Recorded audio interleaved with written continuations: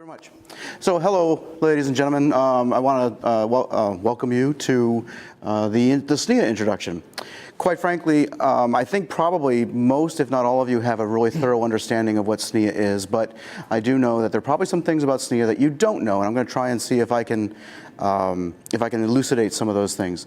So as a member of SNIA, and I'm actually on the board of directors for SNIA, so I'm representing the board as well as some of the initiatives inside of the group.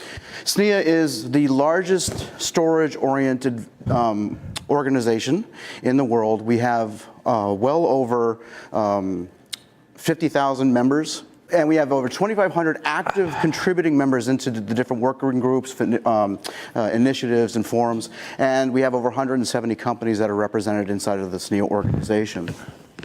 Well, what does SNIA do? Well, obviously, we want to be all things storage. And all the different permutations of storage that happen, we want to be able to help people understand a standardized way of approaching different storage elements. We want to be able to educate people as to how everything works. We want to be able to contribute to the types of events and initiatives that go everything from the lowest point on the wire all the way up to the highest software level, even further into the layers 8 and 9 for management and government regulation.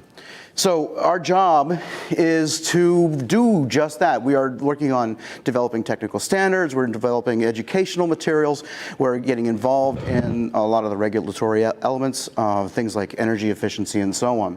So we play a very strong role in synthesizing the storage industry to provide vendor-neutral, technology-neutral approaches to understanding how this stuff actually works. And it plays a tremendous role in bringing in different and disparate technologies that all relate to storage. Now, since we have people here who are storage oriented, you know that all roads lead to data, right? It's the reason why it's called a data center, for instance. So all the things that are related to data have to be managed, they have to be sorted, and that's where SNIA comes in, because we help provide a forum for places, for people and companies and organizations to put those points together. So what do we do? Well, you may have heard of some of the standards development that we do. You may have heard of the promotion for the adoption of standards. Standards is a big part of what SNIA is related to. It's not the sexiest thing. I mean, let's face it, if storage itself is not sexy, standardization of storage is not sexy, but it needs to be done. Anything that's worth doing and it's worth doing correctly is not necessarily going to be sexy, but it is going to be very important, and we spend a great deal of time making sure that we cross the T's and dot the I's for our standards development. Another thing that we need to do is figure out if everybody is actually working on the right thing. So we provide compliance testing and interoperability access, and we provide PlugFest to help make sure that anytime a new standard comes out, we can put these things together in one room, literally one room. We get everybody together to set up and connect everything and run tests to make sure that you get the compliance as well as the interoperability with PlugFest and within SNIA's own development labs. So one of the things that always happens is that you comes and goes in the wave of what is considered hot or not. Now, right now, one of the things that's considered to be really hot is NVMe, which we're going to be talking about in a little bit. But there's always these lulls and valleys and hills and those kinds of things. But when we start to get the new technologies that come out, the new software technologies, the new management technologies, the new bits on the wire technologies, you got to be able to educate and promote those technologies so that people can be aware of them, solve problems that they've been having for a long time. So SNIA's involvement in promoting new technologies, help accelerate those different technologies, provide special interest groups for companies and individual members is a key factor of what we like to do inside of SNIA that helps get a voice to people who wouldn't normally have the ability to make move the needle at all. And then finally, and this is where my own personal heart lies on a personal note, is the global vendor neutral education. So we have, in the last 3 to 5 years, done a lot of education. Everything from the absolute basics so everything you wanted to know about storage, but we're too proud to ask, to the most deep, detailed, involved technical specs that you can imagine, NVM programming models and so on that are really specific.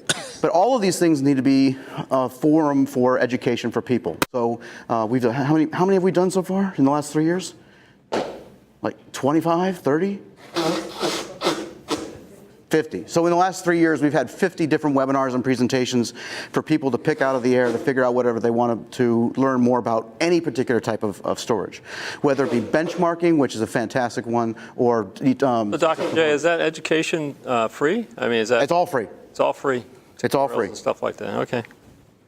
It's all done with the donation of the time for people who are subject matter experts for their own companies. But despite that, it's still vendor neutral and it's still technology neutral. In other words, the whole point about doing these particular educational elements from within SNIA is that we have the opportunity to be able to provide the information that people need to know how things work. Then they have the information to go and find out what is best for them without having to be pushed for marketing specific material. So that's one of the things that I'm most proud of, as a matter of fact. Jay, you really should tell people those webinars are available for download or viewing on Bright Talk. Yes, they are available for viewing on Bright Talk, and the PDFs themselves are actually available for download as well. Out of curiosity, do you have any partnerships with universities or any of the schooling programs, educational programs right now? Well, one of the things that, so the question is, what kind of relationships with universities do we have? Or other schooling, yeah. And other schooling mechanisms. There is a desire within SNIA to be able to have some sort of partnerships, because right now you can't go to a university and learn about storage. I can go to university and learn about programming. I can go to university and learn about networking. I can go to university and learn about virtualization, but I can't do it with storage. So what we did was that, well, there's a need, let's build it. And so what we really would like to do is, the next thing that we want to do to that point, and thank you for reminding me, is we have started up a new journal for storage. And we really want to tie in and synthesize the relationships with the work that's going on in universities to not just provide the education, but also promote a lot of the research that's going on, because right now there's a disconnect. So we can consider this to be an open call for university projects and work and professors who wish to promote their work through either the journals that SNIA is putting out or even the Storage Developer Conference, which happens in September. Very cool. Good point. Excellent. So in the interest of time, I'm going to go through the scope of what SNIA does and then the kind of projects that we have. Because quite frankly, a lot of people don't realize just how much SNIA does on a daily basis. All right. Not only do you probably heard of Swordfish. You may have seen about the Swordfish stuff. You may have heard of SMIS, the management interface. You may have heard of the Emerald program, the Green Initiative, right? You may have heard about a lot of the different specific elements. You may have even seen a webinar or two. But we have areas of interest that go from the actual physical memory itself, which could be persistent memory, it could be tape, it could be hard drives, object drives, it could be the physical aspect of things, the interconnects that connect the pieces, the dots together, all the way up through to the data management side, where you have to be able to coordinate data placement, data mobility, and so on, and not to mention the protection of that data as well. So each of these different things, even though they're listed in kind of an isolated fashion, are all related to it. That's why the tree all comes down together into one basic hub. So if it relates to security, then we do it. If it relates to data backups and protection, we do it. If it has to do with networking and moving data, we talk about that as well. In specific, we've got a number of different initiatives and projects that are going on that are really kind of interesting if you're a storage person like me. So, for instance, we've got the non-volatile memory programming model, which is a way of being able to have a standardized approach to programming stuff. This is different from NVMe. This has to do with the actual programmability of non-volatile memory in general. But we also have different types of specs to be able to connect to different storage types, like the object storage spec, for instance. We also work very heavily with partnerships with NVM Express, as well as DMTF, and who are some of the other ones we have some decent relationships with? FCIA, of course. So ultimately, we've got a lot of different projects that are going on. The Swordfish one was presented at a Storage Field Day earlier on. We've got the persistent memory stuff that was also presented at a Storage Field Day. But those are just the tips of a very, very large iceberg. And generally speaking, if you can think of it, SNIA has a project that's working on it, or looking to promote it, or to educate about it. And so ultimately, we fit these into specific types of communities, whether it be cloud storage, which is now called Cloud Storage Technologies Initiative. We have network storage, which is currently under the name of Ethernet storage, but we talk about more than just Ethernet. You have the solid state aspect, which is very popular, the SSSI group, which is the Solid State Storage Initiative, is one of the most popular groups and communities that exist now. Obviously, you're talking about non-volatile media, and then of course you've got the management side, because you got to be able to piece all this stuff together, right? So ultimately, what we're looking to do is convince people that there is something in there for you, whether you want to be a part of an individual membership or if your company wants to be part of it. There's room for everybody to have a say in what's going on, and there are all kinds of levels of participation. So I give the opportunity for people to contact SNIA. Let me do that right now. By going either to the SNIA.org website. It's pretty simple and straightforward. You can also reach us at Twitter at the @SNIA Twitter handle. And if there's a couple of different SNIA Twitter handles, but really this is the one that you probably should use if you just want to find the general information. And then last but not least, we also produce content on our LinkedIn page, like we promote where the new webinars are coming, and you can pretty much see new stuff coming out almost on a daily basis, okay? And so that being the case, and that being said, I wanted to give you that brief overview so that we could actually get to the technical content, but I want to open up any questions for SNIA as an organization. Yes, sir. So aside from NVMe, what should the storage industry be watching out for in the next year or so?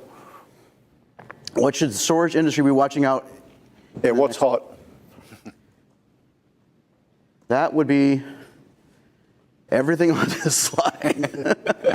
But if you had to prioritize, what would be the one they'd have to watch out for? My opinion. In your opinion? So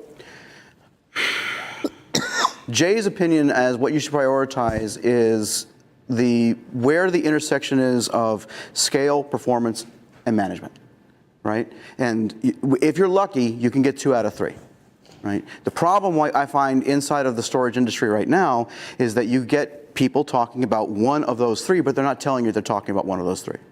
So you have manageability in some cases, you have scalability for hyperscale, for instance, you have performance in the really low HPC type of stuff in the GPU interactions. The problem winds up being is that in those milieus, in those forms, right, you ignore the rest of the industry. I think from a SNIA perspective, the problem is that these aren't orthogonal elements. They're not mutually exclusive. And so understanding where that sweet spot exists for whatever question that you're asking should be the first step along the way. So for example, if I want to do a programming for non-volatile memory, I'm talking about effectively the performance side, right? I'm not really talking about the scale side. So I don't want to avoid understanding the implications of what the boundary is of being able to do that. Knowing where you are in a storage question is where the biggest part of the problem winds up being. For me, understanding where you are in that hierarchy is the most important part. Because otherwise, any answer you get for your question is going to lead you astray.